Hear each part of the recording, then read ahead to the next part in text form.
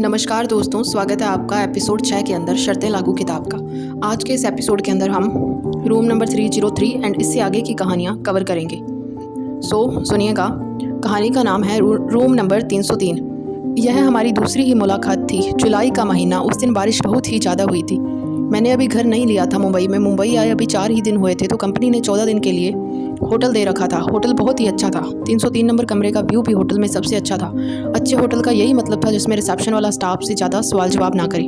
कल ही मैं उससे पहली बार मिला था और वो भी मेरी ही कंपनी में थी। मैं उसका नाम नहीं बताना चाहता किसी को भी, इसलिए भी नहीं कि कल को उसको कोई दिक्कत ना हो ऑफिस में, और ना ही मुझे कोई दिक्कत हो फालतू में ऑफिस में कोई गॉसिप बनाए। इसलिए मैंने उसका नाम मोबाइल में नम्रता नाम से सेव किया था, और मैं अपने ऑफिस के बाहर के दोस्तों को भी उसका नाम यही बताता था। लड़कियां अक्सर फील्ड वाला काम नहीं लेती, लेकिन ये लड़की थोड़ी अलग थी। अपने काम में एकदम परफेक्ट। थोड़ा चिल्लाना पड़े तो चिल्ला भी लेती थी। कभी नीचे वाले को गाली देनी पड़ी तो गाली भी दे लेती थी। पार्किंग में बिना जगह में कार निकाल लेती थी। कई बार तो ऐसा होता, मैं बोलता इतनी जगह में कार नहीं निकल पाएगी, तो चिल्ला के बोलती लाओ चाबी मुझे दो, मैं निकाल के देती हूँ। मुझे शुरू से कार ड्राइव करने वाली और गाली देने वाली लड़कियां बहुत ही पसंद थी। ऐसा लगता था कम से कम ये तो कुछ भी सहती नहीं होंगी, अपनी मर्जी से जो करती होंगी सब करती होंगी। हम आज थोड़ा जल्दी ही फ्री हो गए। बारिश में भीग चुके थे। होटल के पास ही था। नम्रता, चलो होटल पकोड़े खिलाओ और चाय पीनी है। मुझे थोड़ा ताज्जुब हुआ, और मुंबई में ये सब चीज़ें गलत या सही नहीं होती, बस होती हैं। फटाफट हम होटल के रूम में आ गए। मुझे थोड़ा अजीब सा जरूर लगा जब मैंने रिसेप्शन के सामने से लिफ्ट ली और सारा स्टाफ मुझे ही देखे जा रहा था। खैर, कमरे में आए, मैं बाथरूम से आई, तब तक तुम पकोड़े का ऑर्डर दे दो। नम्रता ने कमरे में घुसते ही कहा। मुझे कभी कहीं भी मेनू में पकोड़ा दिखा ही नहीं। होटल कुछ ज़्यादा ही बड़ा था। पकोड़े ऑर्डर किए। उसने निकलते ही पूछा, मेनू में मिला ही नहीं। क्या रोए, पकोड़े ऑर्डर करने के लिए भी मेनू देखने की क्या ज़रूरत है। उसने झट से फ़ोन लिया और पकोड़े और 2 चाय का ऑर्डर किया। मैं अभी भी मेनू में पकोड़े ढूंढ रहा था और सोच रहा था कि अगर मिलता तो क्या लिखा होता। जाओ तुम भी चेंज कर लो, रूप तेरा मस्ताना वाले राजेश खन्ना जैसे लग रहे हो। इतना कह के वो जोर जोर से हंसने लगी। मुझे उसका हंसना बहुत ही बुरा लगा। आखिर हमारी जान पहचान इतनी पुरानी भी नहीं थी कि वो मुझसे मजाक करे, और ऑफिस में भी वह डेजिग्नेशन वाइज मेरी जूनियर ही थी। पकोड़े खाते खाते उसने ऑफिस के सारे लोगों के बारे में बताना शुरू किया। कौन काम करता है, कौन नहीं करता, कौन उसके पीछे पड़ा है। You know Roy, all man in office are पास्टर्ड। सब नाड़े के ढीले हैं। इनका कोई दीन ईमान, कोई कैरेक्टर नहीं है। ये सब तुम मुझे क्यों बता रही हो सकता है मैं भी वैसा ही निकलूँ। मेरे इस सवाल से थोड़ा वो चौंकी। तुम लगते तो नहीं, और तुम्हारी शादी भी नहीं हुई। ये साले शादीशुदा लोगों के ही चोचले हैं। तुम अगर वैसे निकले तो तुम्हें भी ठीक कर दूंगी। नम्रता ने बेड पर रखे कंबल को थोड़ा अपने पैर पर और गुस्सा आंखों में उड़ते हुए कहा, तुम्हें भी ठीक कर दूंगी। बहुत देर तक मेरे कानों में गूंजता रहा। कल सुबह मैं यहीं से ले लूँगी। नम्रता के पास स्कूटी थी, और जिस मार्केट में हमें जाना था उसका रास्ता होटल से होकर ही जाता था। उसके जाने के बाद मैंने वही कंबल ओढ़ा जिसको उसने पैर लगाया था।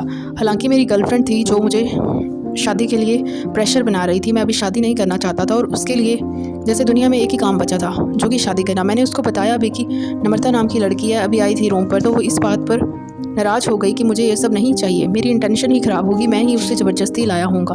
खैर, मेरी उस दिन नम्रता के रूम पर आने वाली बात की वजह से बहुत लड़ाई हुई। उसने फ़ोन फेंक दिया और मेरा भी कुछ बात करने का मन नहीं था। बारिश में भीगने पर ज़्यादा थकावट हो ही जाती है। मैं भी रोज़ रोज़ शादी वाली बात से खिंच चुका था। तभी नम्रता का SMS आया। हाय, सो गए रोए? अभी नहीं नम्रता, मेरा होटल रूम में पर आना ज़्यादा तो नहीं हो गया ना? नहीं, ऐसे क्यों पूछ रही हो? ऐसे ही यार, मैं ये सब ज़्यादा नहीं सोचती और लोग गलत आइडिया लगाते हैं। हम सो तो है, लेकिन कोई नहीं, बात नहीं। Thanks, there are so many people in office but you are the different Roy. Thanks, bye, good night Namrata. It was a nice meeting with you Indeed.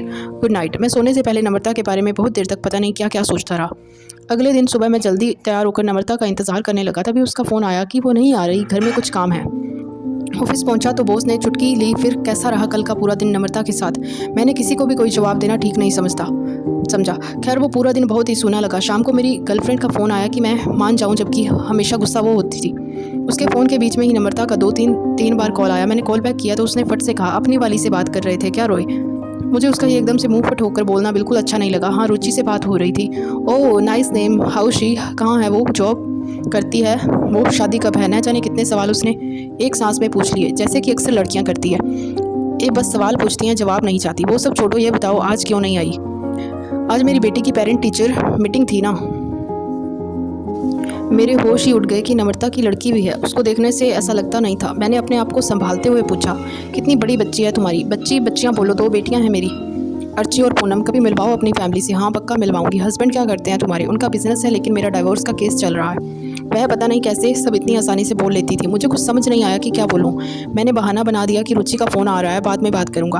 अगले दिन वह अपनी स्कूटी लेकर टाइम से आ गई। चूँकि हम दोनों का काम ही फील्ड वाला था, तो कई बार ऐसा होता था कि 2-3 दिनों तक ऑफिस में जाना ही नहीं होता था, बस मार्केट से ही वापस आ जाते थे। मुंबई की बारिश जब शुरू होती है तो रुकने का नाम नहीं लेती। इसके अपने फ़ायदे और नुकसान हैं। जब वह आई तो पानी रुका था, जैसे ही वह आई पानी बरसना शुरू हो गया। उसने कहा थोड़ी देर तक रुक के देखते हैं, फिर हम कमरे में आ गए। आते ही उसने अपना मोबाइल मेरी तरफ बढ़ाया और अपनी दोनों बच्चियों की फ़ोटो दिखाई। पक्का तुम्हारी ही बेटियां हैं, आपकी त्वचा से भी तो आपकी उम्र का पता नहीं चलता मैडम, संतूर के ऐड में ट्राई करो तुम। थैंक्स, पंजाबियों में शादी जल्दी ही होती है, मेरी उम्र ज़्यादा नहीं है। मेरी शादी 19 की उम्र में ही हो गई, बड़ी वाली अभी 7 साल की और छोटे वाली 5 साल की। मेरी उम्र तुम्हारे बराबर की ही है। रोए। फिर हमारी बहुत सारी बातें हुई उसके पति के बारे में भी, हालांकि मैंने कुछ पूछा नहीं था। बस वही बताने लगी कि दोनों लड़कियां हुई ना, तभी से उसकी सास चाहती है कि उसका पति दूसरी शादी कर ले। तभी वह उठी और पर्दा हटाकर बाहर देखा तो अभी भी पानी बहुत ज़ोर से बरस रहा था। उसने कहा मैं लाइट ऑफ कर दूं, मुझे नेचुरल लाइट बहुत पसंद है। अब कमरे में केवल खिड़की से ही उजाला आ रहा था। मैं बेड पर आधा लेटा हुआ था, वह बेड पर दूसरी साइड आके बैठ गई और खिड़की की ओर देखने लगी। बादल छट ही नहीं रहे थे। बहुत देर तक मैं चुप रहा। मैंने टीवी भी बंद कर दिया, जैसे टीवी हमें खामोश रहने में डिस्टर्ब कर रहा था। रुचि मुझ पर शादी के लिए बहुत प्रेशर डाल रही है और मैं पक गया हूँ। मेरी अभी शादी का मन नहीं है, मैं थोड़ा फ्री रहना चाहता हूँ। फिर देर तक मैं नम्रता से रुचि की बुराई करता रहा। वह सब सुनती रही और बहुत देर बाद बोली, सारी गलती रुचि की नहीं होगी रोए। पता नहीं कैसे उसने ये बात पकड़ ली। उसकी एक बात ने मुझे इतना झकझोर दिया कि मैं फूट फूट कर रोने लगा। मुझसे बहुत सारी गलतियां हुई है नम्रता, लेकिन अब मैं उन गलतियों को सही नहीं कर सकता। नम्रता ने आगे बढ़कर मेरे आंसुओं को अपने होठों से लगा लिया। मैंने बहुत दिनों से किसी को इतनी जोर से गले नहीं लगाया था जैसे कि नम्रता ने मुझे गले लगाया। पता नहीं क्या क्या सोचकर मैं रोता ही रहा। खिड़की से चुटकी भर बादल अंदर घुस आए थे और वो बहुत देर तक मुझे गले लगाई रही। मैंने उसे वैसे ही पकड़ा था जैसे मैं रुचि को पकड़ा करता था। तभी रुचि का फ़ोन बजा। नम्रता ने फ़ोन उठाकर मुझे दिया, लेकिन मैंने उठाया नहीं। उसने पता नहीं क्या सोचा, उसने अपने सीने से मेरा सिर उठाकर अपने होठों पर रख दिया। फ़ोन की घंटी बजती रही, बादल बरसते रहे, खिड़की से थोड़ा उजाला अंदर आता रहा। उस दिन शाम को हमने कोई भी SMS एक दूसरे को नहीं भेजा। अगले 2-3 दिनों तक ऑफिस में भी एक दूसरे को अवॉइड करते रहे। संडे को मैं अपने लिए किराए का घर ढूंढने के लिए दिन भर यहाँ से वहाँ भटकता रहा। नम्रता का फ़ोन आया कि शाम को मैं क्या कर रहा हूँ। मेरा भी ऐसा कोई खास प्लान था नहीं, तो उसने पूछा ड्रिंक का मूड है, तो मैंने हाँ कर दी। उसने कहा कि वह ड्रिंक्स लेके आ रही है। मुझे बहुत ही अजीब लगा। मैंने कहा कि अरे मैं ले आऊँगा। उसने कहा कि पिछली बार की नई वाली वोडका बच गई है और उसे वही फ्लेवर पसंद है, वह ले आएगी। शाम को वह जैसे ही कमरे में आई तो मैंने उसे झट से गले लगाया। मुझसे ज़्यादा पैग उसने पिए और फिर अपने सास ससुर और पति की और ऑफिस में जो बड़े बॉसेस थी उन सबको माँ बहन की गालियाँ देने लगी। You know Roy, everyone in my life is a bastard. अपनी बेटियों को भी मैं कभी इन लोगों के हाथ नहीं लगाने दूंगी। इनको मैं दूर ले जाऊंगी इन सब से। सास ससुर पति तक ठीक था, लेकिन मुझे ये नहीं समझ आया कि वो ऑफिस वालों को क्यों गाली दे रही थी। खैर आधी बोतल खत्म करने के बाद वह चल दी और घर पहुंचकर उसने SMS किया, I reached and I am fine, sorry for evening, I spoiled it. मैंने कुछ जवाब नहीं भेजा और मैंने उस दिन रुचि का फ़ोन नहीं उठाया। मैं शायद अब नम्रता की तरह आज़ाद होना चाहता था, पुराना कुछ भी आगे नहीं ले जाना चाहता था। इधर अगले दिन रुचि मेरे ऑफिस में आ गई। मुझे इतना गुस्सा कभी किसी पर नहीं आया था। आकर जब उसने बोल दिया तब मुझे याद आया कि आज तो बर्थडे है मेरा। खैर मैंने ऑफिस से हाफ डे लिया और हम दोनों मुंबई घूमे, खाए पिए और शाम को रुचि को फ्लाइट पकड़ाकर मैं होटल में आ गया। इधर कई दिनों बाद मुझे इतना अच्छा लगा। उस दिन मुझे नम्रता का ख्याल ही नहीं आया। हालांकि उसका 1-2 बार फ़ोन भी आया तो मैंने रुचि के सामने होने की वजह से उठाया नहीं। रात में 11:59 पर एक SMS आया, हैप्पी बर्थडे रोए। मैंने कोई जवाब नहीं दिया और फिर मैं बहुत देर तक सो नहीं पाया। अगले 2-3 दिन तक मुझे नम्रता से बात करने का ख्याल भी नहीं आया। फिर एक दिन ऐसे ही मैंने नम्रता को ऑफिस के काम की वजह से कॉल किया तो उसने बोला कि वह कोर्ट में है, उसके डाइवोर्स वाले केस की हियरिंग है। मैंने SMS डाल के छोड़ दिया कि जब भी फ्री हो तो कॉल करे। अगले वीक में मार्केटिंग हेड आने वाले थे और उनकी सबके साथ मीटिंग होनी थी।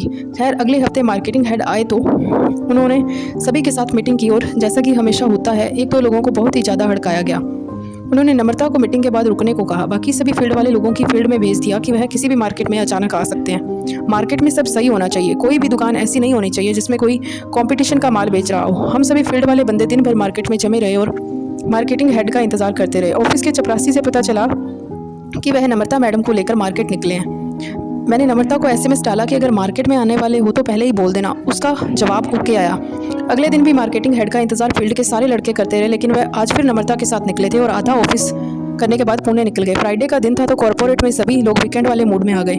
दारू और पार्टी जैसे फ्राइडे के लिए ही बनी है। शाम को 8 बजे नम्रता रोते हुए होटल के कमरे में बिना बताए आ गई। मैं बहुत देर तक पूछता रहा, वह कुछ नहीं बोली। मुझे लगा उसके डाइवोर्स वाले केस में कुछ प्रॉब्लम हो गई है। बहुत देर के बाद उसने अपना मोबाइल मुझे दिखाया और कहा कि मार्केटिंग हेड के SMS है, पढ़ो। Call when free, dear Namrata. Why not picking up my call? Did anything happen? Room number 303. What's your zodiac sign? कहाँ हो? क्या plan? Me in Mumbai office wanna meet.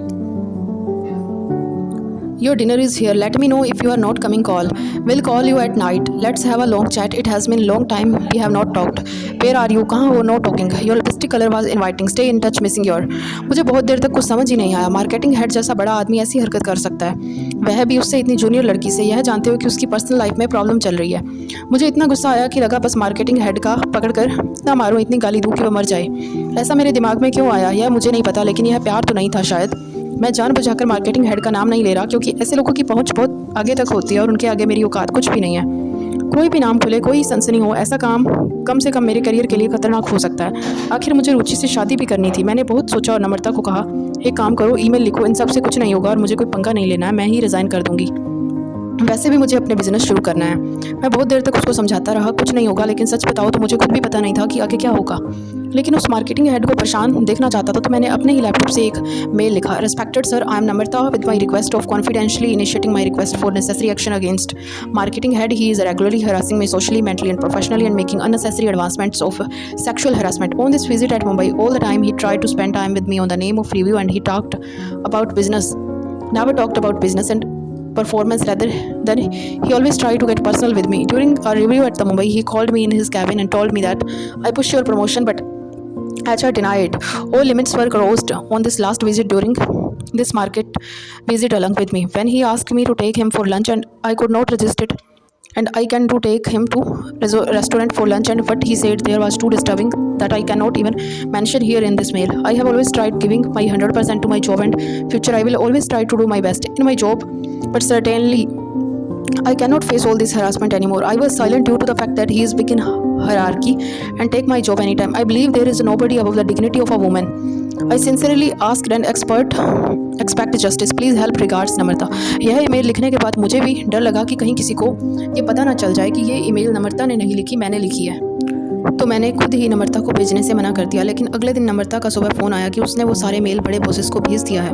उस पूरे दिन मुझे डर लगता रहा। मैंने इसलिए रुचि से लंबी बात की और उसको बोला कि हम पक्का शादी करेंगे। हालांकि ईमेल लिखने वाली बात मैंने रुचि को नहीं बताई। शाम को नम्रता का फ़ोन आया कि उसको कल पुणे हेड ऑफिस बुलाया गया है। वहाँ एक पैनल बैठेगा जो सवाल जवाब करेगा। वह वहाँ गई। पैनल में कुल 4 लोग थे, एक बंदी और 3 बंदे। उन्होंने वो सब फिर से पूछा जो कुछ हुआ था। उनको शक था कि कहीं ये लड़की जिसका पति इसको छोड़ना चाहता है, वो कहीं मार्केटिंग हेड को फंसाना तो नहीं चाहती।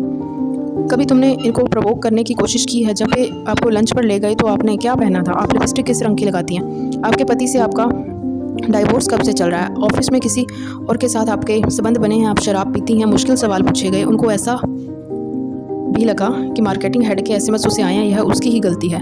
एक सरकारी कचहरी जेल गई नम्रता ने प्राइवेट कचहरी के सामने अपनी सारी दलीलें रखी। पैनल वाले लोग यह जानना चाहते थे कि कहीं ऐसा तो नहीं नम्रता मीडिया के पास गई हो। खैर, सुनवाई हुई और फैसला सुरक्षित रख लिया गया। अगले दिन सभी को एक ईमेल आया कि मार्केटिंग हेड का ट्रांसफ़र उस कंपनी के विदेश वाले ऑफिस में कर दिया गया है। नम्रता को मुंबई के ऑफिस के हेड ने बुलाकर कहा कि अब उसकी वाली जगह गुस्सा आया, लेकिन वह एक और मुकदमा नहीं चाहती थी।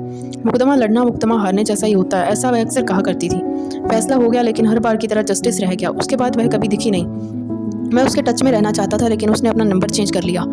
ऑफिस की कभी फुल एंड फाइनल करने भी नहीं आई। मैं रुचि से शादी तो नहीं रोक पाया और वह अपने पति से डाइवोर्स को, हम दोनों ही अधूरे रह गए। कुछ लोग खो जाते हैं बिना बताए, वह भी पता नहीं कहाँ खो गई मुझसे। मैंने किराए का घर ले लिया है। आज बहुत बरसात हो रही है और रुचि किचन में पकौड़े बना रही है। खिड़की से चुटकी भर बादल अंदर घुस आए हैं। फ़ोन की घंटी बज रही है, बादल बरस रहे हैं, खिड़की से थोड़ा उजाला अंदर आ रहा है। दोस्तों, अगर आपने ये स्टोरी यहाँ तक सुनी है तो इस वीडियो को लाइक करना एंड कमेंट के अंदर बताओ कि आपको स्टोरी सुनकर कैसा लगा।